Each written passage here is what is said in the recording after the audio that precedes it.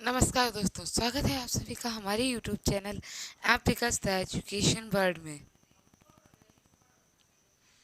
दोस्तों जैसा कि आप लोग जानते हैं कि हमारा फिजिक्स का कोर्स कंप्लीट हो चुका है। तो अब हम फिजिक्स के टेस्ट आप लोगों को करवा रहे थे।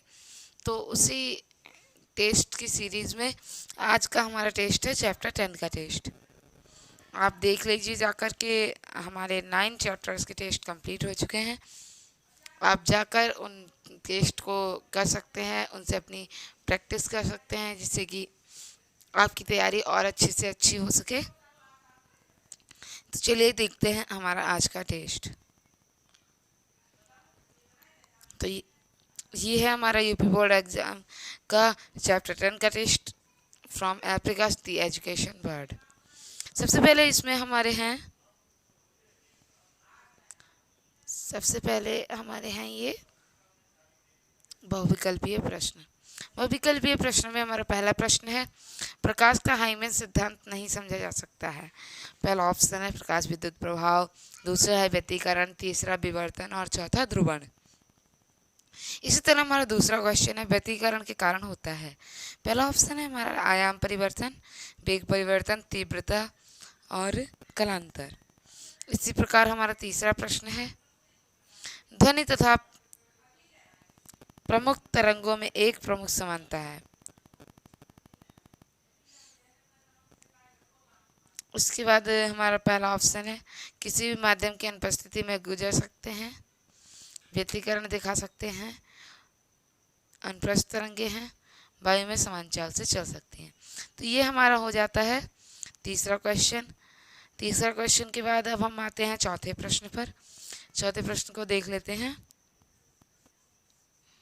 चौथे प्रश्न में हमारा चौथा प्रश्न है हमारा यंग का प्रयोग स्थापित करता है।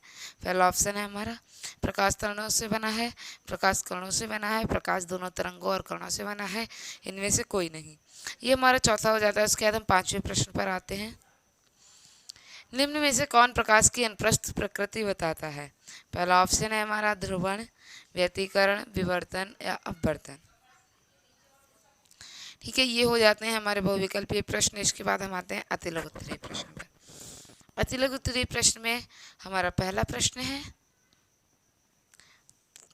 तरंगाग्र का प्रकाश वितरण से क्या संबंध है, प्रकाश किरण से क्या संबंध है।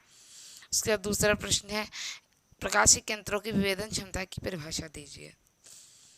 तीसरा प्रश्न है क्या हमारी आंख ध्रुवित तथा अध्रुवित प्रकाश में अंतर स्पष्ट कर सकती है। चौथा प्रश्न है व्यतिकरणधारियों या फ्रिंजेस की परिभाषा दीजिए। पांचवा प्रश्न है फ्रेनेल दूरी की परिभाषा दीजिए। तो इस तरह से हमारे ये अतिलघु उत्तरीय प्रश्न पूरे हो जाते हैं।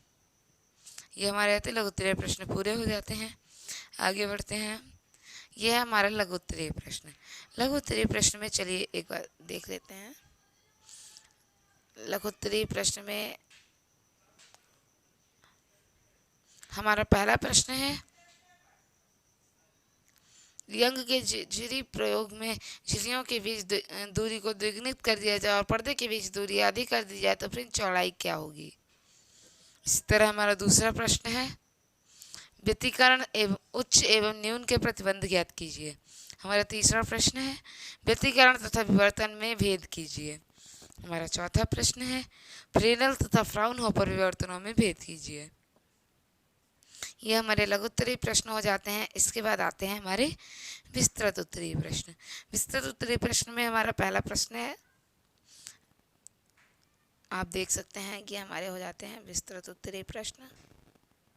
इसमें हमारा पहला प्रश्न है व्यतिकरण फ्रिंजों की स्थिति का व्यंजक स्थापित करके फ्रिंज की चौड़ाई ज्ञात कीजिए।